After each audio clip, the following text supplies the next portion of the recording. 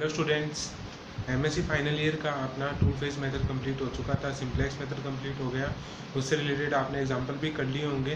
कोई एग्जांपल में अगर डाउट होता है तो आप उसको पूछ सकते हो कमेंट में, या फिर डायरेक्ट व्हाट्सएप मैसेज के अंदर ग्रुप में मेरा नंबर है, तो आप उसके डायरेक्ट थ्रू मुझसे पूछ सकते हैं।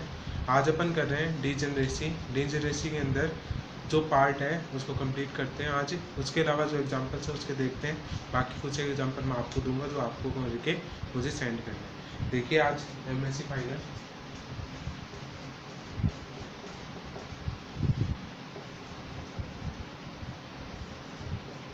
चैप्टर अपना फर्स्ट चल रहा है अभी। चैप्टर का नाम क्या था? Simplex.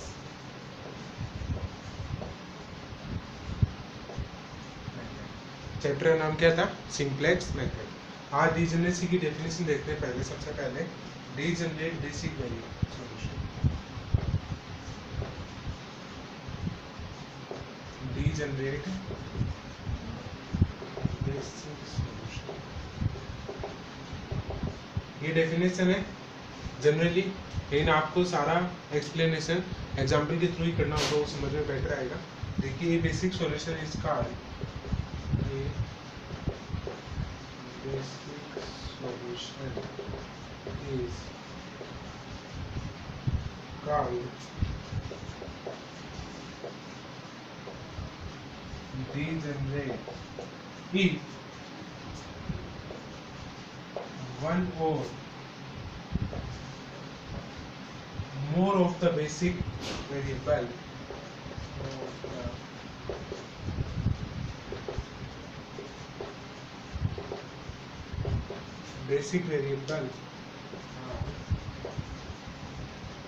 zero. Degenerate basic solution definition क्या होती है? Basic solution is called degenerate if one or more of the basic variable are zero. उसकी जो डेफिनेशन होगी वो क्या होगी? वन और more of the basic variable are zero. Next definition देखिए, डीजनरेसी।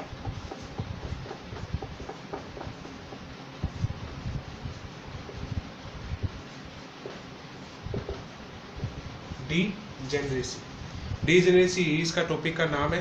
देखिए क्या होता है, ALPP is called a problem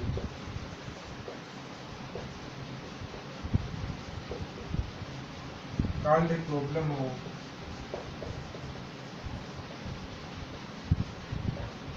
degeneracy if degeneracy कब अप्लाई होगी देखते हैं। उसके फर्स्ट है at the first step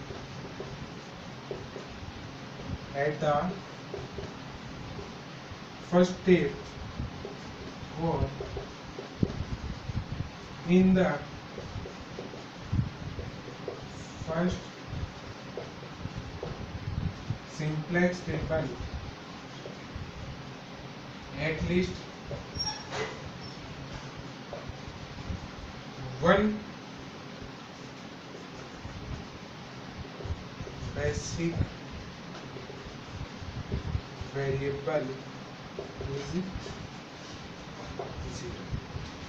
At the first step or in the first simplex table at least one basic variable is a zero. Second देखिए, at same subsequent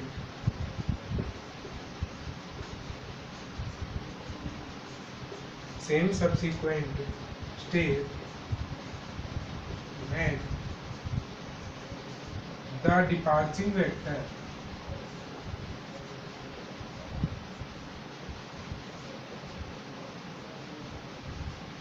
the departing vector minimum x di upon y di yij, here yij greater than 0 is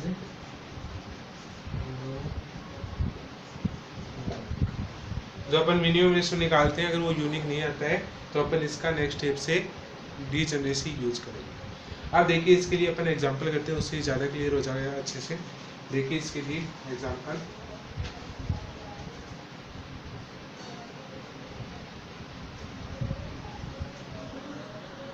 देखिए student, इसके example देखते हैं अपन।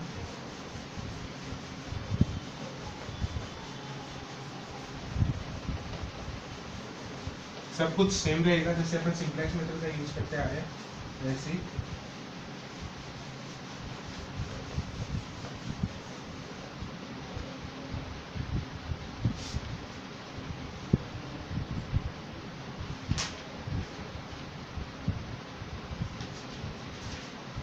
देखिए student, example first में direct आपको simplex method लगाना है, तो मैं सिर्फ एग्जाम्पल बता रहा हूँ। Solve the following LPP.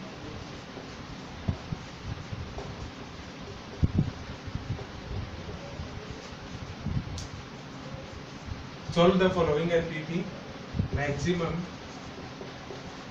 z is equals to 2x1 plus 3x2 plus 10x3 subject to x1 minus 2x3 is equals to 0, x2 minus x3, x2 plus x3 is equals to 1, and x1 x2 x3 are।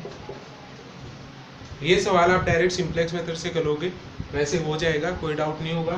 x1 के क्या है 1 0 और 0 1 अपने पास value है, बराबर में value, तो आपको डायरेक्ट इसको क्या करना है, सोल्व करना है। हाँ देखिए एग्जांपल नंबर 2 जिसमें डिजनरेसी अप्लाई होगी वो करवा रहा हूँ आपको। एग्जांपल नंबर 2, सॉल्व द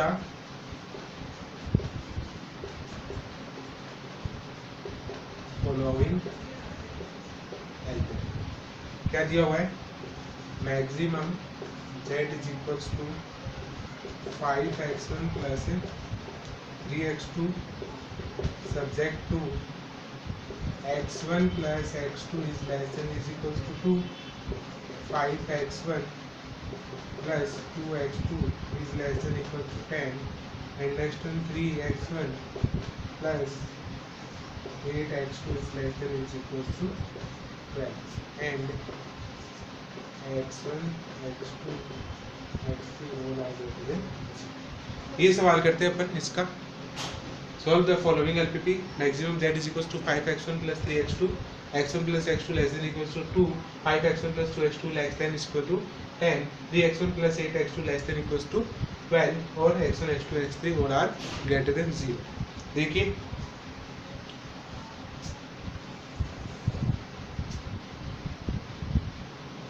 इसका सॉल्यूशन कर रहे हैं यहाँ पे। सॉल्यूशन नंबर 2 है, जस्ट आपको खुद को अटेम्प्ट करना है।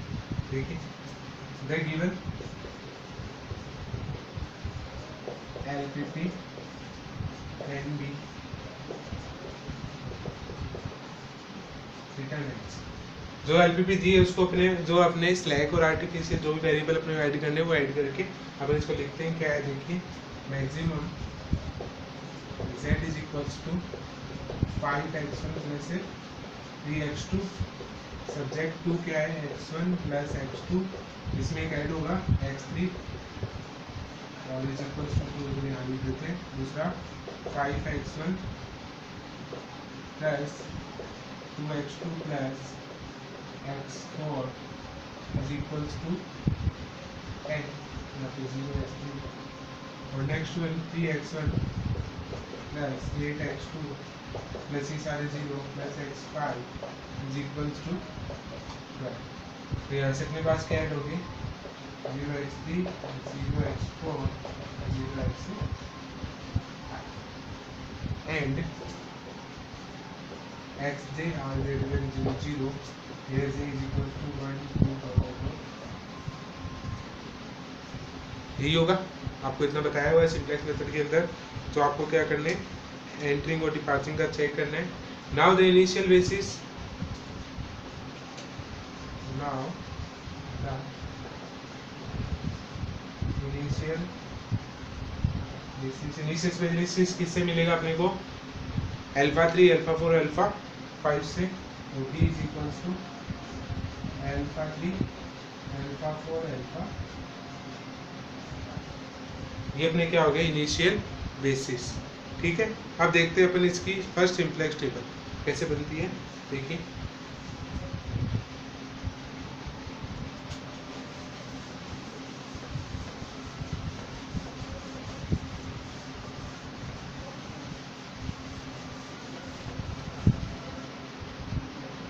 की screen now the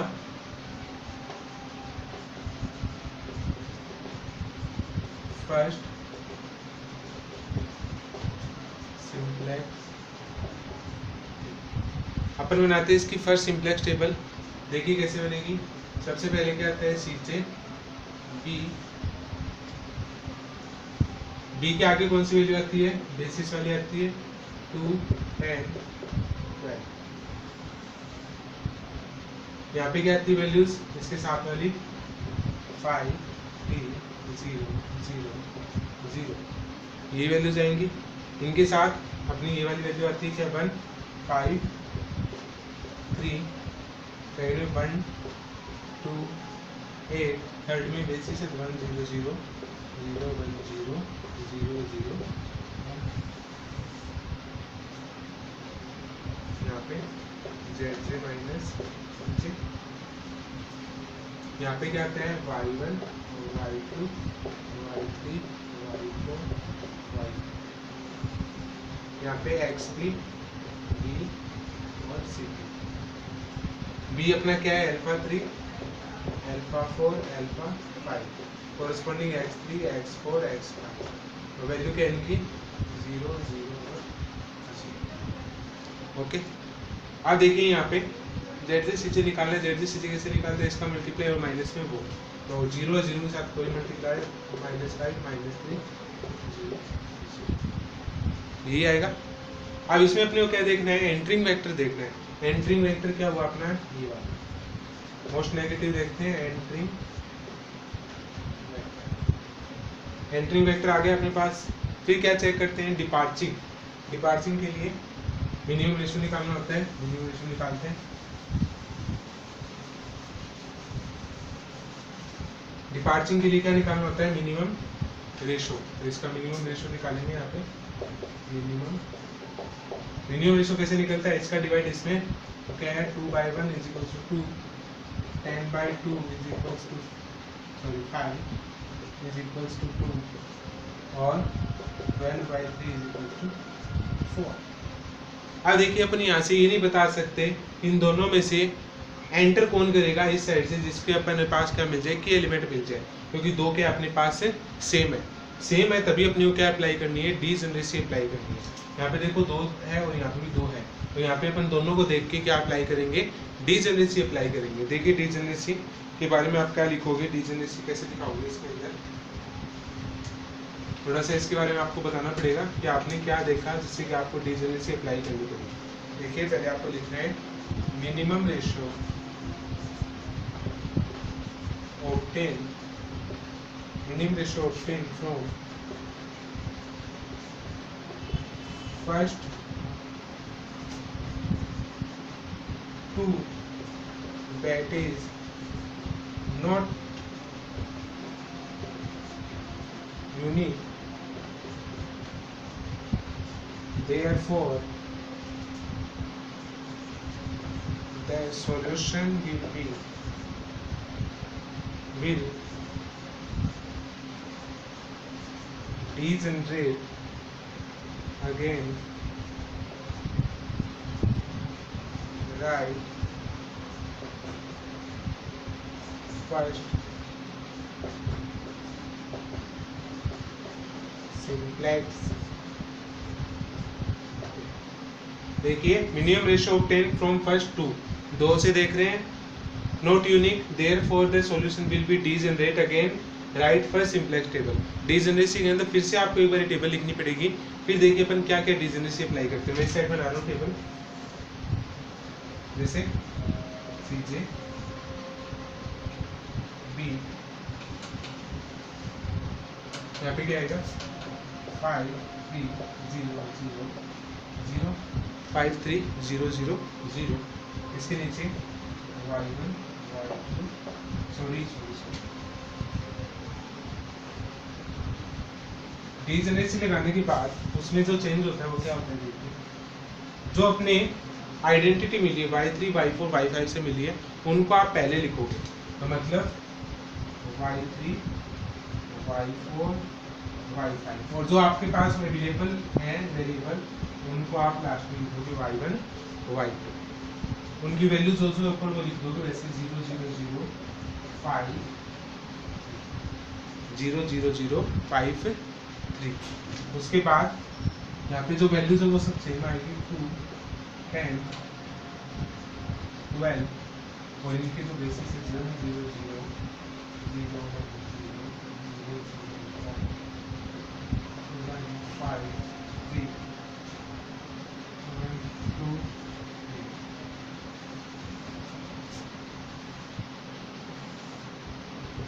x3 b, ये सब सेम रहेंगे 0 0 0 alpha 3 alpha 4 alpha 5 x3 x4 x5 और zj माइनस वही zj माइनस सिक्स आएगा 0 0 0 minus 5 minus entering vector same रहेगा,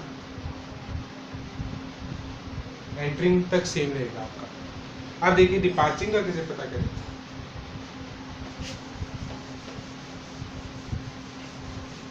यही चीज इसमें मेन है, डिपार्चिंग का कैसे पता करेंगे। क्यों वैसे डिपार्चिंग पता करेंगे तो आपको तो पता है सेम ही आएगा, इसमें कोई चेंज नहीं है। इसलिए आपको क्या करना है, जो कॉलम आपका एंट्रिंग हुआ है, जो कॉलम आपका एंट्रिंग हुआ है आपको उसको फर्स्ट कॉलम जो कि आपका आइडेंटिटी का जो फर्स्ट कॉलम होगा उसके अंदर आपको डिवाइड देके चेक करना है कि सबसे छोटी वैल्यू कहाँ पर आ रही है उसकी। तो अपन कैसे चेक करेंगे, minimum ratio is equal than is equals to minimum of 1 का डिवाइड 1 में दोगे और 0 में डिवाइड दोगे किसका 5 का। तो आपको सिर्फ 0 तक ही चेक करना है, इसके नीचे वाले 0 पे चेक नहीं करना। ये चीज़ याद रखना, अगर 3 × 3 की अपने पास मैट्रिक्स है तो आपको सिर्फ 0 पे ही चेक करना है, इसके नीचे वाले 0 पे करोगे फिर से 0 आएगा। तो अपने पास सिर्फ एक 0 पे आप चेक करोगे और मिनिमम वैल्यू क्या आएगी इसकी 0 आएगी। तो 0 किसके कोरस्पोंडिंग आया अपना 5 के कोरस्पोंडिंग, तो अपना 5 यहाँ से क्या हो गया की एलिमेंट हो गया। की एलिमेंट हुआ। एक चीज और याद रखनी है, फर्स्ट के लिए फर्स्ट कॉलम, सेकंड के लिए सेकंड कॉलम। अगर सेकंड आया है तो अपने को ये एग्जिट करवाना पड़ेगा, मतलब ये डिपार्ट करवाना पड़ेगा। बाय द वे थर्ड देना ही नहीं है, थर्ड आता है तो आपको थर्ड वाले को क्या करना पड़ेगा डिपार्ट करना पड़ेगा। फिर से देखिए एंट्रिंग जो होता है उसका डिवाइड आपको y3 में देना है, y3 में डिवाइड दिया, 1 को 1 में डिवाइड दिया और 5 को 0 में डिवाइड दिया। तो अपने पता है ऑब्वियस है 0 आएगा। 0 किससे आया 5 से आया, तो 5 की एलिमेंट बन गया। 5 कौन सी रो में है अपना सेकंड नंबर में, तो सेकंड नंबर इसमें क्या होगा डिपार्ट होगा, सेकंड नंबर कॉलम डिपार्ट होगा। कौन सा है अल्फा 4, तो सेकंड नंबर क्या हो जाएगा डिपार्ट हो जाएगा। ओके आप देखिए next simplex table, second simplex सीचे। ये बाकी सारा वही काम है जो अपन सिंप्लेक्स मेथड में करते हैं, बस अब ये रूटीन बनेगा। 0 0 0 5 3 y3 y4 y5 y1 y2। की एलिमेंट का क्या करते हैं डिवाइड करते हैं, पहले इसको थोड़ा सा और से लिख लेते हैं। x3 c3 alpha 3 alpha 1 alpha 1 और alpha x1 x3 x1 x2 0 5 0। अब क्या करना है कि एलिमेंट का आपको क्या देना होता है डिवाइड देना होता है। तो इसका डिवाइड 2 क्या आएगा 2, 0 में 0 1/5 0 1 और 2/5। की एलिमेंट के ऊपर वाले एलिमेंट क्या होते हैं 0। तो आपको क्या करना है इनको सबको 1 को 1 से मल्टीप्लाई करना है और इनको क्या करना है सब्ट्रैक्ट करके आपको वैल्यू निकालनी है। देखो वैल्यू में डायरेक्ट लिख रहा हूँ 0 1 माइनस 1/5 0 0 3/5। नेक्स्ट आएगी अपने पास 6 0 माइनस 3/5 1 0 और 34/। आप अपने वाले को नीचे वाले टेबल को हटा सकते हैं, तो नीचे वाले टेबल को ओपन निकाल।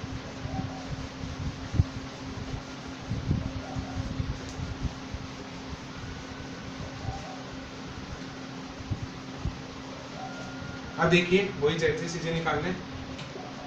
अगर फिर से वही आता है तो अपन फर्स्ट को लेके सेकंड में डिवाइड देंगे। देखिए इसके लिए मिनिमम रेशियो जो आ रहा है वो क्या है 0 1 0 0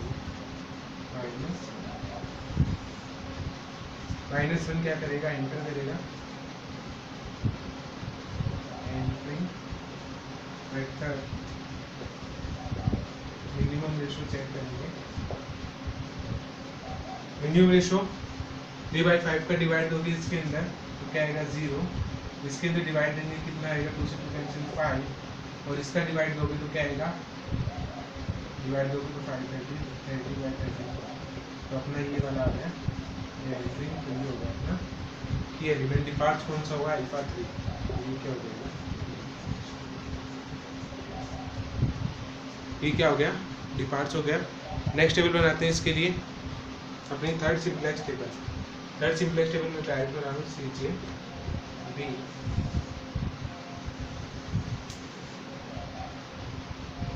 0 0 0 5 3 y3 y4 y5 y1 y2 x3 b c। Alpha 3 से क्या आएगा अल्फा 2, तो अल्फा 2 अल्फा 1 अल्फा 5, तो यहाँ से वैल्यू क्या क्या आएगी इसकी x2 x1 x5, और ये वैल्यू इसका आ जाएगी 3 5 0। ये एलिमेंट अपना फर्स्ट के सापेक्ष है तो इसका क्या देंगे, डिवाइड देंगे तो वही आएगा 0 5/3 -1/3 0 0।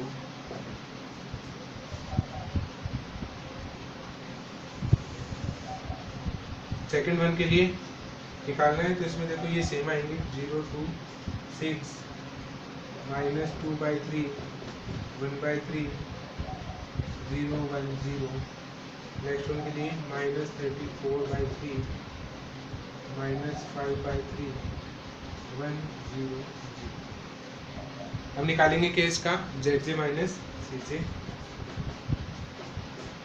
ZJ माइनस CJ क्या आएगा अपने पास 5/3 4/3 0 0 0।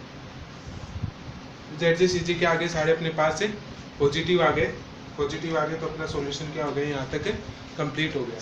देखिए पॉजिटिव आते हैं फिर क्या लिखते हैं इसका सॉल्यूशन,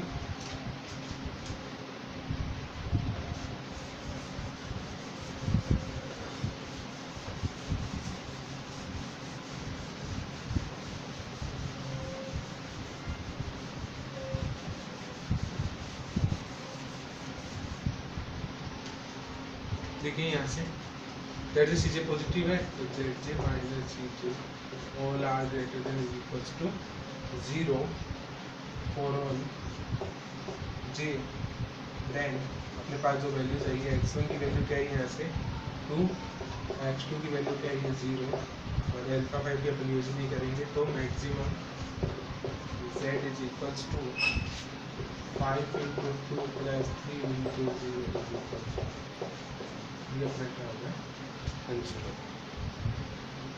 अब स्टूडेंट्स आपको इसके फर्स्ट एग्जांपल दिए, 2 एग्जांपल और देता हूँ वो आप कंप्लीट करोगे, उसके बाद नेक्स्ट क्लास में अपन इसका एक नेक्स्ट एग्जांपल और देखेंगे।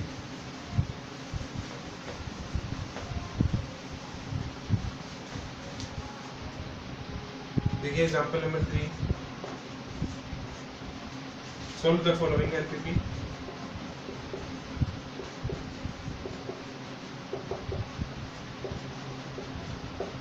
क्या सवाल है, maximum Z is equals to 3/4 x1 -150 x2 plus 1/50 x3 -6 x4 subject to 1/4 x1 -60 x2 -1/25 x3 plus 9 x4 is less than is equals to 0. 1/2 x1 minus 90 x2 -150x3 plus 3x4 is less than or equals to 0 and x1 x2 x3 x4 all are greater than is equals to 0। एक example ये करना है, एक example और वो भी करना है आपको कंप्लीट। तो इसमें एक कंस्ट्रेंट हो रहा है, एक कंस्ट्रेंट हो रहा है वो क्या है x3 is less than is equals to ये कंस्ट्रेंट है and x1 x2 x3 x4 तीन कंस्ट्रेंट है इसमें, फर्स्ट सेकंड और x3 is less than is equals to 1। Next example